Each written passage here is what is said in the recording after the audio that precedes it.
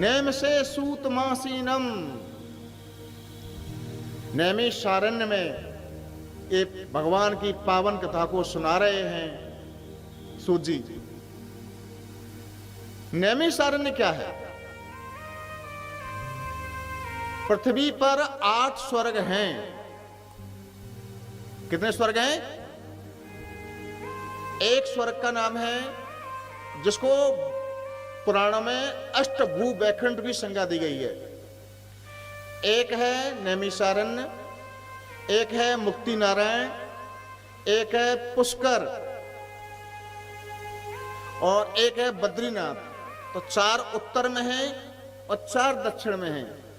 दक्षिण में श्रीरंगम, श्रीपट्टम, तोत्राती और वेंकटाद्रि। ये पृथ्वी पर 8 भूखंड हैं। जिस प्रकार वृंदावन प्रेम की भूमि है, बनारस ज्ञान की भूमि है, कथाओं की भूमि नैमिषारण्य है। निमिष मात्र में वध किया एक राक्षस का, इसलिए उसका नाम नैमिषारण्य पड़ा। एक बार साधु संत एकत्रित होकर के ब्रह्मा जी के पास गई और ब्रह्मा जी से कहा, हे ब्रह्मदेव, हमें सत्संग करना है 1000 वर्ष। हमारे राणा साहब डॉक्टर एपी सिंह कटारा बंधु बहुत परेशान रहे क्योंकि 8 दिन का सत्संग चलना था। उन्होंने तो 1000 वर्ष का सत्संग किया था। आप सोचो कितनी परेशानी आई होगी।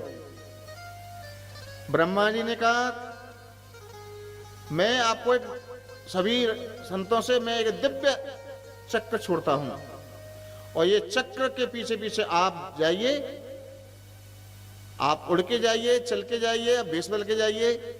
ये चक्र की नेमी जिस अरण्य में रुक जाएगी, नेमी कहते हैं कील को, धुरी को। ये चक्र की नेमी जिस अरण्य में रुक जाएगी उस वहीं आप सत्संग करना। तो उस दिव्य चक्र की नेमी एक अरण्य में रुकी, उसका नाम पड़ेगा नैमिषारण्य। उसे कहते हैं चक्र तीर्थ। आपको बताएं, रोचक जानकारी दें,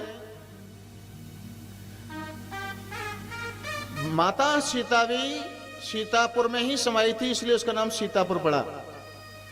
और सीतापुर में ही नैमिषारण्य है। मनु और शत्रुपा ने तपस्या भी नैमिषारण्य में की थी और मनु शत्रुपा के सामने भगवान प्रकट हुए और क्या वरदान चाहिए? मनु शत्रुपा ने कहा कि हमें अपने गर्भ से भगवान ही चाहिए और जिस समय तुम अयोध्या के राजा बनोगे उस समय हम प्रकट होंगे। तो नैमिषारण्य की पवित्र भूमि की तपस्या के परिणाम स्वरूप ही भगवान राम का जन्म हुआ। जब भगवान लवकुश को भगवान राम नहीं मिल रहे थे तो लवकुश ने राम कथा पहली नैमिषारण्य में सुनाई थी। नैमिषारण्य का एक एक कण, एक एक लकड़ी की पत्ती कथा की भूमि है। कभी आपको सौभाग्य मिले उस भूमि को नमन करके आना। तो ये तो है शाब्दिक अर्थ से। आध्यात्मिक अर्थ क्या है नैमिषारण्य का?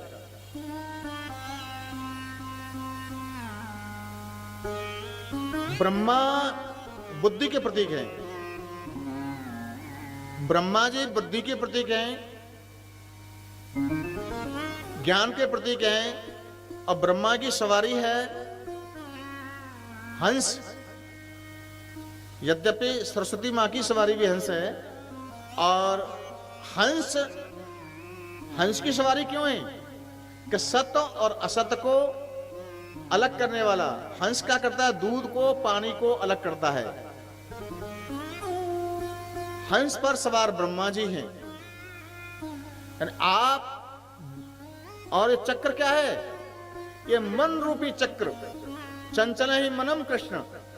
मन रूपी चक्र आपका अस्त्र है, इधर घूम रहा है। ये मन रूपी चक्र को एक जगह स्थिर करने के लिए बुद्धि रूपी ब्रह्मा जी के पास जाइए, बुद्धि के पास जाइए, बुद्धि से पूछिए हमें कहां सत्संग करना है।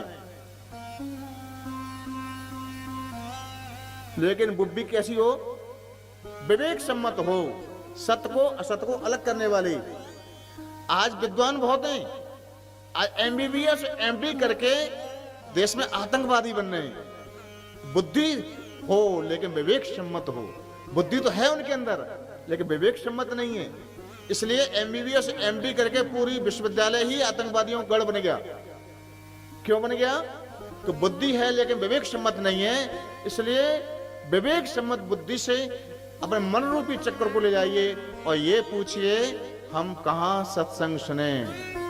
तो ढूंढिए संसार में महापुरुषों को, जिस महापुरुष के चरणों में बैठ करके आपको परम आनंद की अनुभूति होती हो, इस दुनिया को भूल जाएं।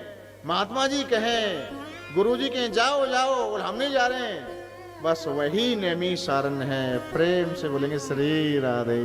श्री राधे।